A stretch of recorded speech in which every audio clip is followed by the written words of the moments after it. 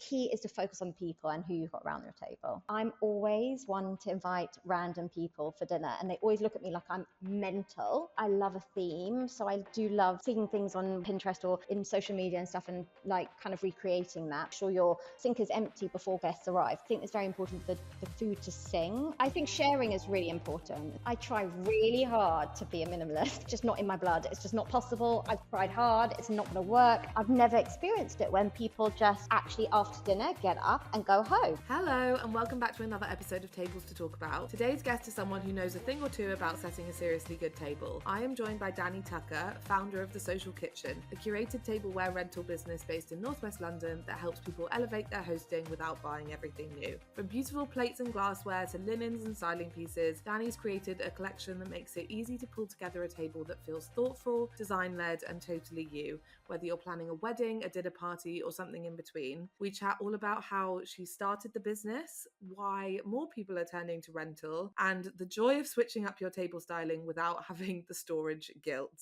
If you know, you know. Plus, Dani shares her dream dinner party setup, obviously, complete with iconic guests, favourite pieces from her collection, and her go-to playlist to set the mood. Let's get into it. Hello, how are you? I'm good. How are you? Yeah, good, thank you. Enjoying the sun today? And the heat. I know. Well, I'm enjoying it from inside. I haven't actually ventured out yet, but it just makes such a difference, even like it coming through the window. Tell me about it. Everyone's much happier, especially here in London. Yeah, I'm gonna try and like get out for a bit after this, I think. Take at least some of it in. How are you doing? I'm good. I'm so excited for this. I'm busy at the moment. I'm just happy to be speaking to you. Oh, good. Thank you so much for coming on the podcast. You guys actually sponsored one a couple of weeks back, so it's nice to actually have you on the podcast now talking about your dream dinner. Do you want to start off by telling us a little bit about you and what you do? Sure. So I'm Dani and I own The Social Kitchen. And I actually started a long time ago. I wrote a cookbook in honor of my mum who passed away, and she had all her recipes and I put it into a cookbook for charity. And we could talk about that later, but a couple of years ago, I said to a friend of mine, I've got this idea. I'd love to do tableware hire. And I think there's a real gap in the market to really feed both the film and TV industry as well as events and weddings and all these kind of things. And I think there's this middle ground of event hire, which I really feel like we could sit in the middle of both. And that's where The Social Kitchen kind of came from. Amazing. Amazing. And it's only been 2 years that you've been going. Yeah, I mean, like I spoke to my friend 3 years ago, but like we never had a plate in our hands. It was like pen to paper 3 years ago. We made like a big diagram on the wall saying this is what we should do. And then we've only just moved into the office that we're in now and the warehouse that we're in now about a year and a bit ago. So I really feel like that's when life started properly for this dream. What initially then inspired you to start like a rental tableware business? I think the biggest thing was that I really believe that there's a huge market at the moment for rental in general, right? Our houses are getting smaller. We're renting our dresses from the run, that kind of thing. So why can't you rent the tableware that you're having for your dinner party as well as your dress? Like I couldn't understand that. And I feel like there was such a mismatch on like what you could hire because, for example, I feel like you can hire for your wedding, right? But the mindset's still, or you think you can only hire for your wedding. I think it's hard though, because now you've got a lot of companies like H&M and all these Zara and whatever, and they're providing homeware, which is obviously the biggest growing industry at the moment. And that's from COVID, really. That's when it started going mental. Everyone was at home. They felt that they wanted to uplift, make their home look more interesting and feel better in their home. So they were like buying lots and lots of homeware. And so all these high street companies are now starting to do homeware. So I feel like I'm competing a little bit with them. But the biggest thing is that obviously it's such a waste. And I feel like you're going to have to be stuck with that stuff. And then what are you going to do with it? And we don't have that much storage space. Like I've literally got one cupboard in my kitchen. So it's like, what are you meant to do? Like, yes, I'd love that range of whatever, but then I don't know. So I just felt like there was a gap in this like hire for your dinner party at home. And that's kind of where I wanted to sit and be available. Yeah, and I think you've done such a good job there because like you say, people are willing to buy that like core set of stuff that they have for their everyday, but then to be able to not have to buy like a full set of dinner plates or a full set of bowls or a full set of napkins every time you want to do like a different theme or Absolutely. a slightly bigger event. Like why is that not more the norm already when it's showing up in so many other industries? I don't know actually, and actually, I think I think that's one of the hardest things I found is because because it hasn't existed before, people don't know it's possible. So it's hard to like change people's actual mindset and the way they believe and think. So I'm showing people that saying like, you need us, Yeah. but you didn't know you did, you know. Yeah. But they're saying that I feel really strongly like everyone that comes in and kind of uses our stuff always comes back. So it just shows that that there is something that people need and want to make their tables look really interesting, but have a totally different setup for next week or next month, you know? Yeah, and I think also from my perspective, like on the smaller scale, like event design side of things, like a lot of the big hire companies just have the same stuff, and it gets boring, and it stunts that creativity that you want to have, or we want to have, when we're producing different events for different brands. So to be able to have like that more modern selection of things, or know that you have like the wider selection of like fun and napkins and things, because so many of hire companies just have like your standard in a few different colors, and that's kind of where it ends. Like those companies though have been around for so long, like we're talking 10, 20, 30 years, you know, and they're doing really, really well. And I think there's always going to be a market for that. I think where we come in is like we elevate even their stuff. So we are like an add-on to what they do. And I think like that's where, you know, for example, if you're talking about the person at home doing their dinner party, yes, they might have their basic range, but maybe they want a water glass that's pink, just to highlight something a bit more interesting. So it's just, and again, that works really brilliantly for brands, especially when they're doing brand launches, product launches and things like that, where they want to make the table look really beautiful to coordinate with their new brand or new product or whatever it is. And I think like that's where, like totally different to other companies, is like, we want to work with you on this. We want to work together, and we know that we want to create something really interesting. So if we can try and help, or if you want to mix and match or things like that, like we want to encourage that rather than it being like, don't do it.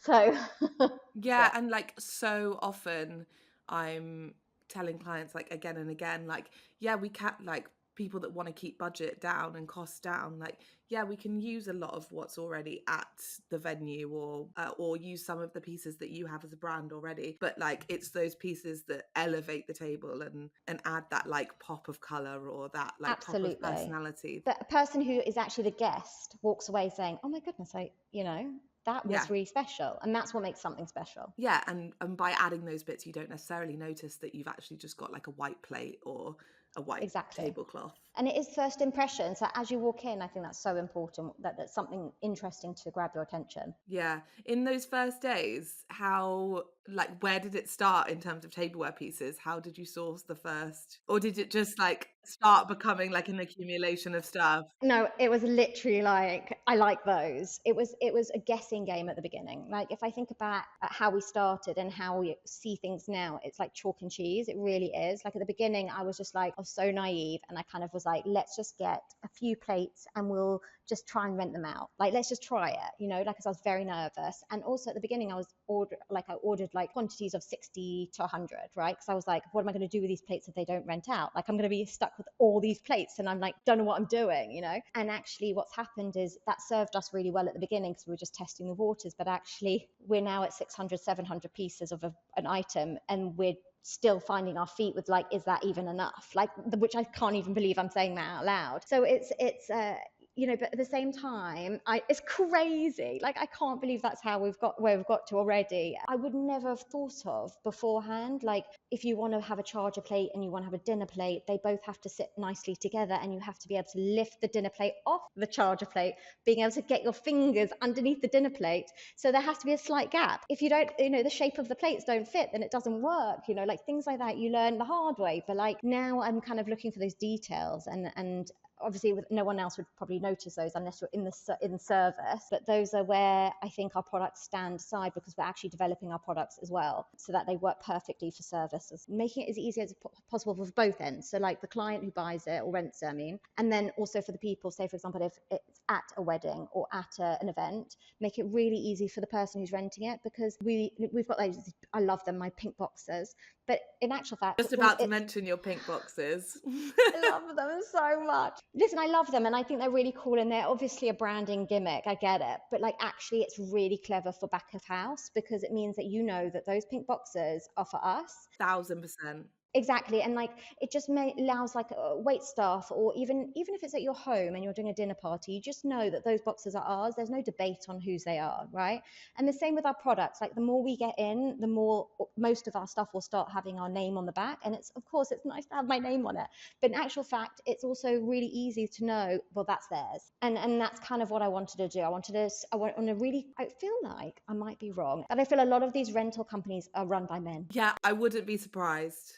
And I don't think they've thought of the detail in which to make the process as easy as possible. And that's kind of where I was like, maybe there's an opportunity for me to kind of like come in and really just think about it again, you know, and try other ways. There might be another way of doing things. Yeah, because for me, like that kind of side of things is a nightmare because like for example I did an event the other day and we had a mix of hire stuff and like hire tableware, hire furniture, my tableware and the brand's tableware, and the catering company had a few bits as well. Logistical nightmare. So like just to make sure that all of those things go back to the right places. Yeah, you've got to have all the lists, you've got to make sure things go back into the right boxes. You've got to make sure things not only go back into the right boxes, but nothing from the other places goes back in with them. Because then you've got all of these different locations around London or wherever they end up going. I really want my stuff back. I'm not sure other companies feel that way, but I really love my stuff. They're like my babies and I just want them to come back. So I'm like, if I can do anything to kind of help that process, that's what and that's kind of why we speak to our clients as much as possible to see if there's something we've missed or like there's something we could do to make it easier or, you know. Yeah, and like I think that's the side of these kind of things that nobody really, like, you don't really think about until you have to and you're in it. For anyone listening that's like, what are the pink boxes? All of the social kitchen like boxes that you package and prep all the tableware into are like bright fuchsia pink with the social kitchen written on the side. They're amazing. When I came to see all of your stuff in person, there were just stacks and stacks of them, and it was amazing. We've just ordered, I think, like another 700 pick boxes, and I was like, oh my goodness. So the girls were like, what are you going to do with them? And I was like, well, just even if we stack them against the wall, I mean, it could just be like a wall of the pink boxes. Incredible. I'll I think I took a picture actually. Maybe I'll pop it on the Instagram or something so people know what we're talking about. Oh, amazing. And I can't believe that you've only been going for 2 years to have like that quantity of stuff. Like I said earlier, like I think, you know, I'm in this now. There's no turning back. I'm in this. So, you know, like if that means we have to get, you know, pasta bowls, then we need to get pasta bowls because we have to supply that to our customers. I'm in it now. Yeah. There's nothing I can do. You get to the point, right, where you're like, well, there's no turning back. There is no turning back, absolutely not. So, you know, we just want to keep going forward. Today, we're going to be talking about your dream dinner party. I presume you're someone who loves to host. Absolutely. Having started a tableware brand. Yeah, absolutely. I love hosting. I think people find it really, really hard, actually. And I think it's all about your mindset. I really feel like people take it really, really seriously. And I think they forget the purpose of it. And I think the purpose is having the people around the table. And that is all it is. And I think that is the key and the most important part of any dinner party. And if it means you getting McDonald's for dinner and putting it onto a silver tray to have it on the table. So, you know, like that, the key is to focus on the people and who you've got around your table. I think anyway, obviously make it really beautiful. But I'm saying like lost our way a little bit in the sense that like I think family and friends and the people around your table, or even people you don't know, which I think is actually even more, like I'm always one to invite random people for dinner and they always look at me like I'm mental, but actually I think it's the best thing. I think it's so nice to invite people that they never thought they were going to come and just don't know what you're going to learn from them or what you know they're going to add to the, you know, the environment. It's just, I really like that, and I've learned that from my parents. My mom and dad always used to do that and like invite random people over. We we even had random people staying at us. I mean, we once had someone who stayed, my brother's friend came from South Africa and he was staying somewhere else. And my mom's like, just stay with us. He stayed for 6 months. So it's like, that's kind of like the way I've kind of grown up, and we just include everyone. And I think that's when, I don't know, magic happens, really, to be honest. Like, you just never know where your paths might cross. Yeah, I love that. Do you prefer being the host or do you prefer being the guest? Before I started this, I was like always the host, always, always, always, right? And I think this is probably very classic of any industry where you're doing something all the time. It then becomes, you're just exhausted, right? And the last thing you want to do is do this thing you're doing every day. But I have to say, I still love hosting people. I get such a buzz when people are like here together. Just love that. So I still would love to be the host for sure. How do you think the business that you run would influence your own hosting? You know something, I think this is the same with a lot of people. Like, when you're doing something day in, day out, and you're told, like, you have clients that want it the way they want it, and then you've got the opportunity to do it the way you want it, it like gives you a lot more creative freedom. I love a theme, so I do love seeing things on Pinterest or in social media and stuff, and like kind of recreating that. But at the same time, like I said before, all of that's really lovely, and I would love to encourage everyone to do as much as they want to do. But in actual fact, like, I think it's just the people, really having them around, and then obviously sticking to delicious food. But again, like I said earlier, like, even a takeaway is good, you know. Like, I think that's, I mean, I've ordered sushi before and put it beautifully onto a nice platter. Do you know what I mean? And that just elevates it a little bit. And people are like, oh, this looks amazing, like a chef's done it. And I'm like, no, it came from the local sushi place. I think people think to be the host, you have to have done all the things, and no, I'm all about winging it. I'm all about making it easier for yourself. I'm all about, you know, things like, for example, make sure your sink is empty before your guests arrive, because then you can put all the stuff in it, you know, so you're not bothered, you're not wasting time like looking for somewhere to put the dirty plates, and you'll deal with it after. You know, it's those things. Like, always make it as easy as you can for yourself. Like, you need to enjoy it too. I think that's really important. Okay, so you're hosting, set the scene. Where is your dinner party taking place? Well, I'm currently sitting in my kitchen studio, which is at my office. So maybe I would set it here. It would either be here or my home. And I would probably have a long table, lots of flowers. Probably the vases would be mismatch of like random jars and teapots or whatever I can find to make it really, really random. And then obviously my beautiful tableware. I'd hire it from myself. You wouldn't need to hire it if you're there. You just borrow it off the shelves. Do you find yourself taking stuff home often? I used to, but I haven't recently. I don't know why, actually. I should start doing that again. I haven't, because stuff's out. I can't. Yeah. Like, busy. No, I think, do you know something? I think when it is your business, you'll do anything for the business. And I kind of feel like, if, you know, I'm not going to take it home if it's going to go out. Do you know what I mean? So that's kind of where I'm at with that kind of stuff. But yeah, I think eventually when we're big enough, then I'll have my stuff all the time. Are there any signature pieces that you're thinking of from your product lineup that you would include in your dream dinner? I think, well, I'm absolutely obsessed with our new charger plates, which I love. They're like marble and pink, and I just love that. And obviously pink's my favorite color. That's obviously what I use for everything. But also things like what we do have as well, which we haven't really touched on, is we have a whole range of props. So it's like 1s, 2s, 3s, so smaller quantities. But those are the things that kind of like, I think, make things more special. So for example, I've got vintage weighing scales. I'd put that on the table, and I'd put some lemons on the top and lemons on the table. Or like, for example, vintage glass cut vases. You know, I think that's where it becomes individual, a bit more personal touch, a personality shines through. And that's kind of, so I would definitely use a few of those pieces for sure. Yeah, when I came in, you've got all sorts of stuff on shelving. I know. Like old books, we've got scales, we have like even like vintage pots and pans. Like, I think that could like really cool down the table with flowers coming out of. So it just depends if you want to be, how creative you want to be. I think people overthink a tablescape sometimes, when you can actually really use a lot of things that you probably already have. Like, I always say, anything can be a vase. I'm constantly like looking around the flat and being like, oh, what can we use for this? What can we use for that? And I'm also I'm a sucker for like borrowing stuff from the studio and then bringing it here. And then next time I'm in the studio, I'm like, where are those things that I need for that event? And Oh, I took them home 2 weeks ago. I need to go and get them.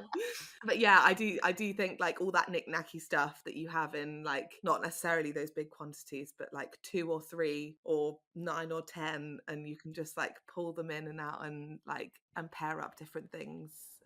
Absolutely. Yeah, it keeps it interesting, doesn't it? Would you say you're more of a maximalist than a minimalist? I try really hard to be a minimalist because absolutely it's just not in my blood. It's just not possible. I've tried hard. It's not going to work.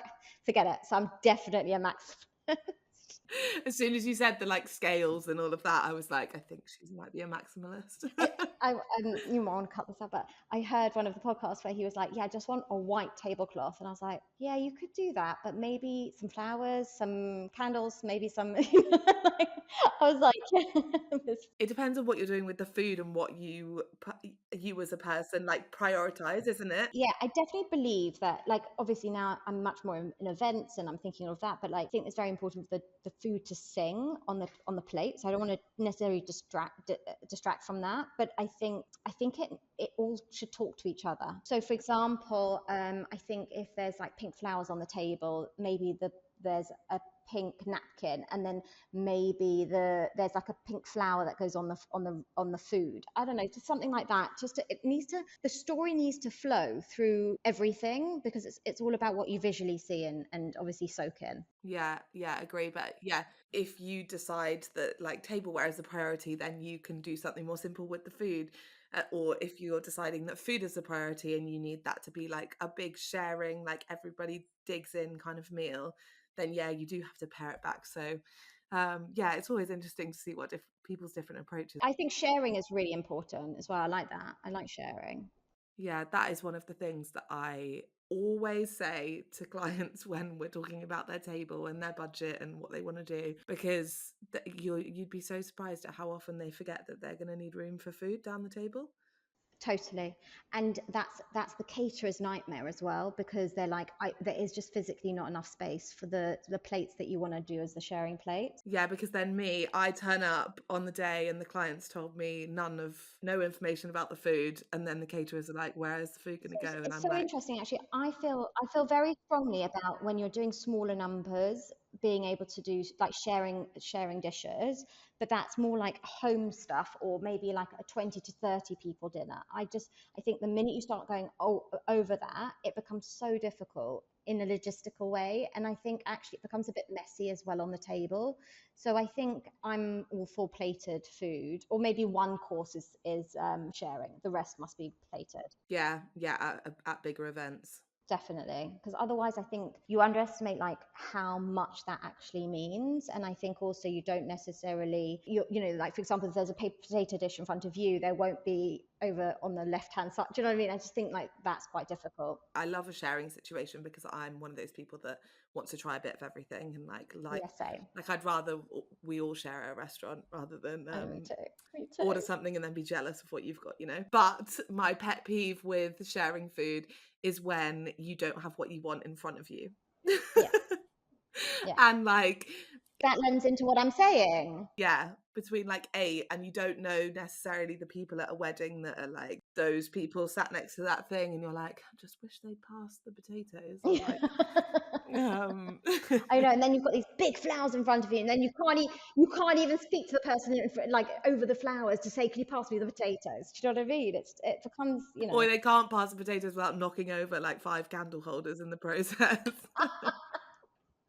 Exactly. So the client's never thinking about those things, but we do.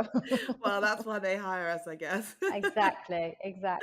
Okay, so guests, who are you having? You get to invite one living, one dead, one fictional. Okay, so living, I think it would be, and I was thinking about this earlier because I was thinking like, oh God, there's just too many people, but I'd love to have a chat with Martha Stewart. I mean, after her latest documentary, she was the first influencer. Yeah, I agree. I didn't know, there was so much about her life that I didn't know.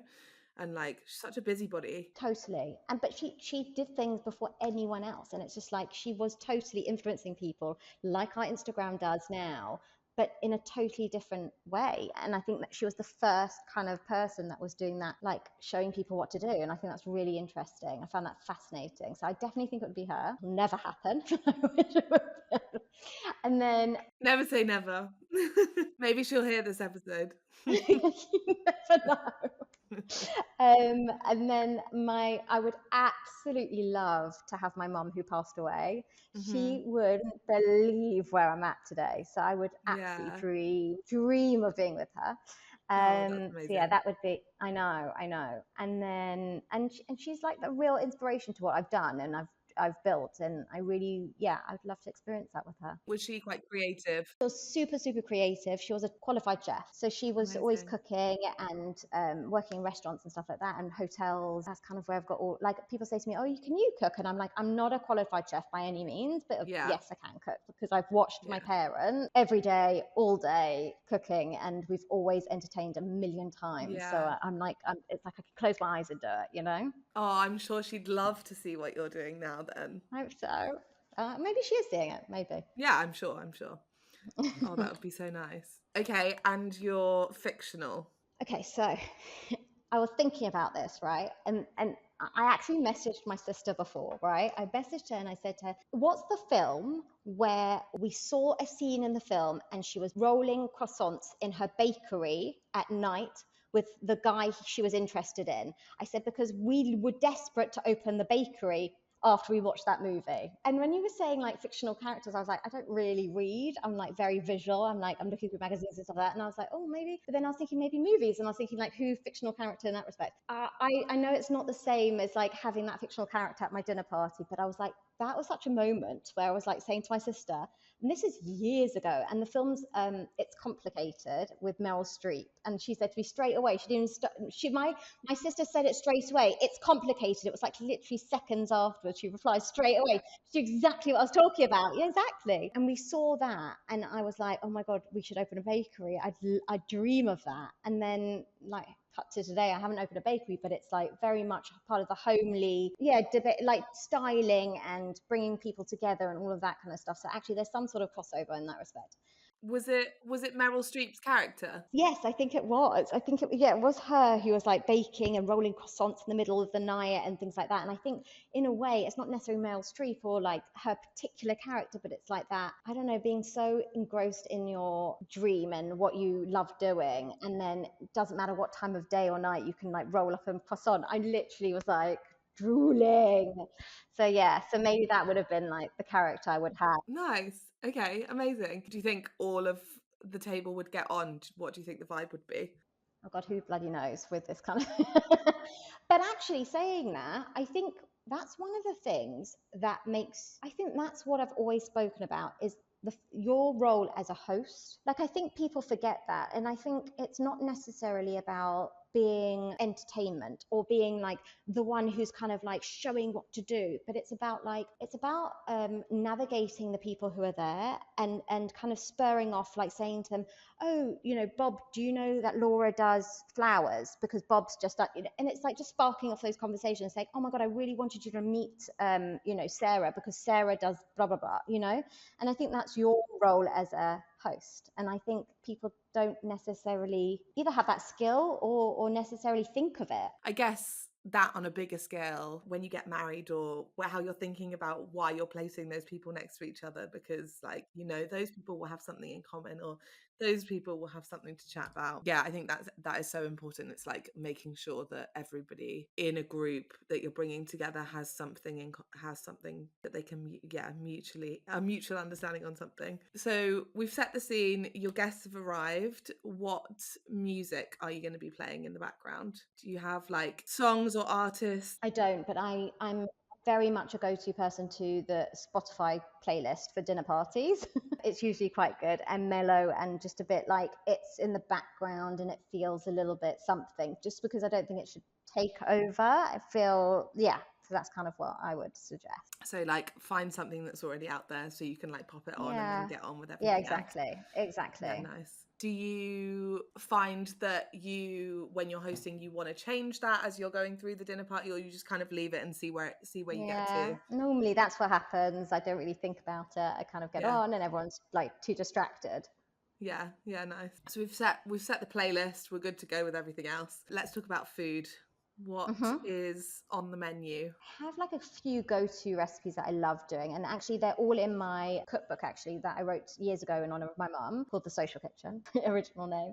I'll pop it in the show notes for anyone that wants to look. For me, I don't bother with starters. Maybe there'll be some crisps or some nibbles to start with, some, like maybe some dips and kind of like crudités or whatever, but nothing major.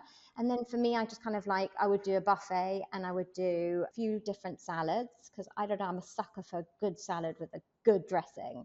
Just love that. And then it would always have, I usually would go for my salmon recipe, which I really love. And I get so many messages about it.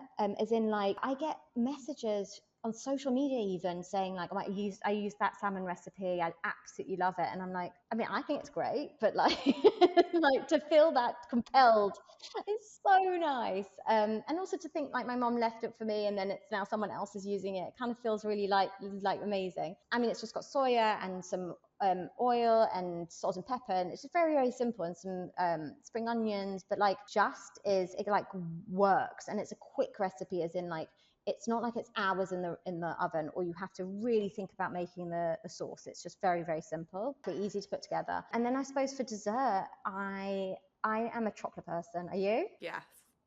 Very much so. Oh my goodness, I'm so bad. My answers to like your death row meal or like this kind of thing change quite often, but I do think quite a lot that my dessert would maybe just be a bar of chocolate. Oh my god, and I would suck it until make it last.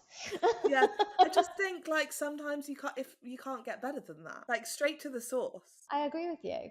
And that's why maybe I would do a platter of like sweets and treats. And sometimes I think dessert's really serious and like, but actual fact, I think sometimes we all want to talk to our inner child, and like just getting all the sweets and chocolates that you would never actually pick up and buy at the sweet shop and putting it onto a tray is literally dreamy. So I would serve that as dessert. And also then like people can pick at it if they want, and people can take it or leave it. So good.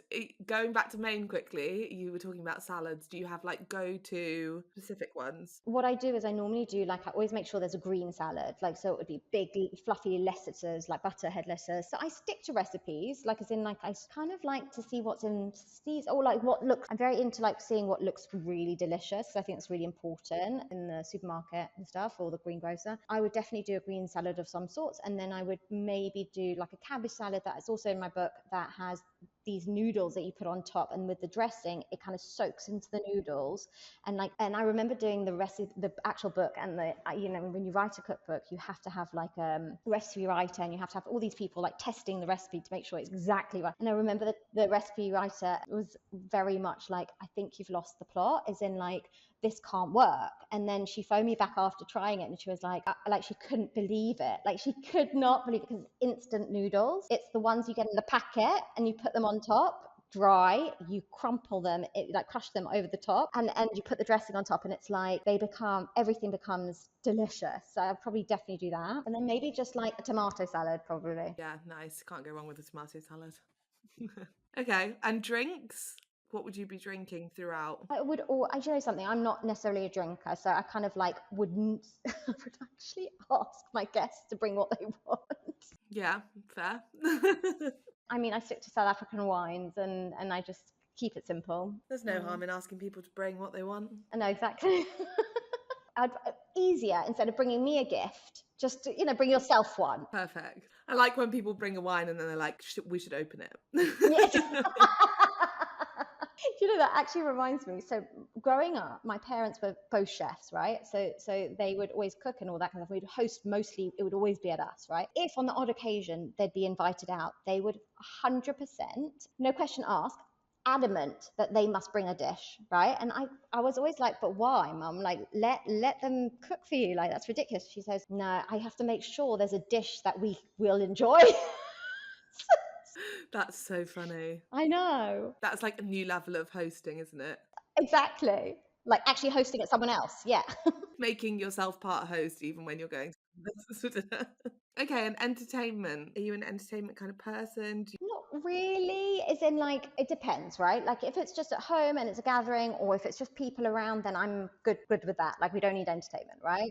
But like sometimes even like the dessert could be part of the entertainment. Like for example, if you end up with like you do like for example, you could do ice cream bar, right? And you have all the sprinkles and things like that. It becomes entertainment, you know what I mean? It just becomes interesting and it's for the guests. Obviously, if we're doing something bigger and there's more people and you want to spend more money or whatever, obviously anything for a live band. It's your dream dinner. Oh, dream dinner, I'm having full on 20-piece band for my 20 guests. You could out like pair people up, one with each band member.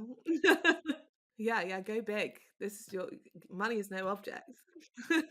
Some live music, but also maybe some interactive elements during the dinner itself. I think the ice cream bar is so fun. Again, it's talking to your inner child. Yeah, just like having everything already down the center of the table and then help yourself. All the sprinkles in little bowls or whatever, different things down the table, and then you're served just your vanilla ice cream. Do you know what I mean? Obsessed. There you go. Look at us designing a whole table. I know. Well, then, yeah, like then that stuff becomes dressing. Exactly. It's all visual, yeah. We've set the scene. We've invited the guests. The guests have arrived. We've eaten the dinner. We've had some live music. It sounds amazing. Okay, the hardest part is people don't go home. Yeah. Okay. What's your tips for getting people to go home? If you know any, let me know. But for some reason, I've always, I mean, listen, I think I crave it. I crave the fact that people don't want to leave because I think it's so nice that they feel so comfortable. But I've never experienced it when people just actually after dinner get up and go home. I've never, that feels foreign to me. It's definitely a tricky one. I know. And then I'm like exhausted. I'm like, guys, I'm going to bed. But if you want to stay in my lounge, you're welcome. I think starting the washing up is like quite a good indicator that. Yeah. And then asking them to help. And they're like, oh no, do you know something? I'm out. Yeah. Oh, I got busy. Got to head off. Exactly. Yeah. Okay. I'll have a think about those. Top tips for getting people to leave. Yeah. When you're done. Exactly. What do you love most about running your business? I think I'm still in a bit of shock. As in, like, I think I still can't quite believe that we are a functioning business and things are happening and like people are really enjoying our stuff. Like it's just, yeah, I'm just a bit in shock in that respect. I am so proud of the people that work here and for what we've created because I'm nothing without them. You know, I think we've got a long way to go, really long way to go. I am enjoying the ride, but I need to enjoy it more, I suppose. It's so hard to when you're like just in the thick of it. I know, and it's scary, and it all falls on me at the end of the day. If someone isn't able to drive the van, then who's going to do it? Well, me. So I think that's just what you take on when you start a business, isn't it? I know, but yes. The glue that holds everything together. Totally. But I think I'm super proud of where we've come and what we're doing, and also I'm really proud of like how we've created a collection that's really beautiful and I'm proud of, rather than it being just like a mismatch of random stuff. It feels very cohesive and it feels like it made something that really is true to us, rather than it being like what we think might, I don't know, it just feels right. Oh, I love that. Have there been any standout events or standout moments where you've sent stuff out and you've been like, wow, like that's all last? So there was a incredible event in Tuscany last year, end of last year, and all our stuff was driven there. And I was like, obviously I was petrified because it was on a truck on the way there. And you're like, oh my God, what happens if something, I don't know, the truck goes over? What am I going to do? Like, I felt awful. This woman is like really excited, paid lots of money for it. Like, I was just but it was absolutely beautiful, and it was like a 3-day event, you know, and all our stuff was used, and it was like the first time our stuff was used for everything, because it's one thing someone renting just a water glass, which I still really get a buzz off of, but like when it's like 3-day event and they're using everything for all of it, it feels really like it's just amazing. I'm really proud of that. Yeah, it must be so nice, and like also so fun to like you get the order in, but like to see what people actually create with it and pair with it, and so fun. I have some quick fire questions for you. Well, this first one maybe not so quick fire. Let's do this one first and then we'll do quick fire questions. I was going to ask because like I feel like everyone that is into tableware has like the thing, like the one thing that they can't help but buy. Like what is your tableware piece that you like hoard the most? Clearly a complete hoarder, right? And I've turned that hoarding into a business. So I don't think it's got anything to do with the actual piece, okay? But it's the fact that, like, if something is going, or if something is, I just can't, anything to do with anything with the tableware, and or maybe even a random shelving unit that I think maybe I could cookies on. I just can't seem to, I feel very much like compelled, if something's going to not be used, I must have it. Even yesterday, my sister was getting rid of a sideboard, and I said, guys, we're going to have to go pick it up. I'm so sorry. And they were like, you need another piece of furniture. I was like, well, obviously, clearly I don't, but I feel like I can't where's it going to go? I have to take it. And I can't let it just go. I can't. So Yeah, I'm the same. You never know when you're going to need something.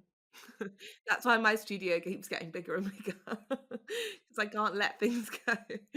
Even like offcuts of like ribbon and things, I'm like, there will be a time. exactly, you just never know. When the time comes, it is so satisfying. They've been waiting in the wings for 3 years, but we're finally gonna get them out. But you don't have like one specific type of like plates or glassware or napkins or something? I think, do you know something? I'm really great. No, because I'm in the industry, I'm not necessarily drawn to it. I can be so creative and change it all the time, right? But it's very different if you are styling or doing something for one thing, you know? It's different. Yeah, totally. Okay, quick fire questions then. No dinner party is complete without Your guess. guests. Yeah, you need the guests. It's a bit sad on your own, isn't it? Yeah.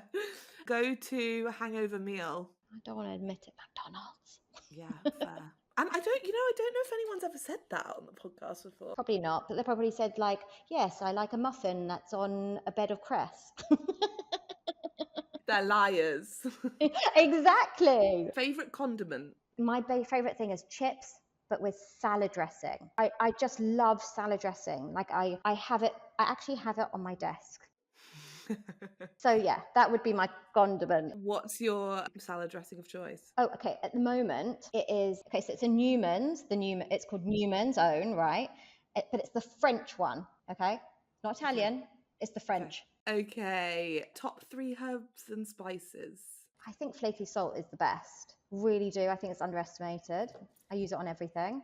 Yeah. I actually, do you know what I use? I spoke about the cabbage salad. One of the key ingredients in that dressing is actually allspice.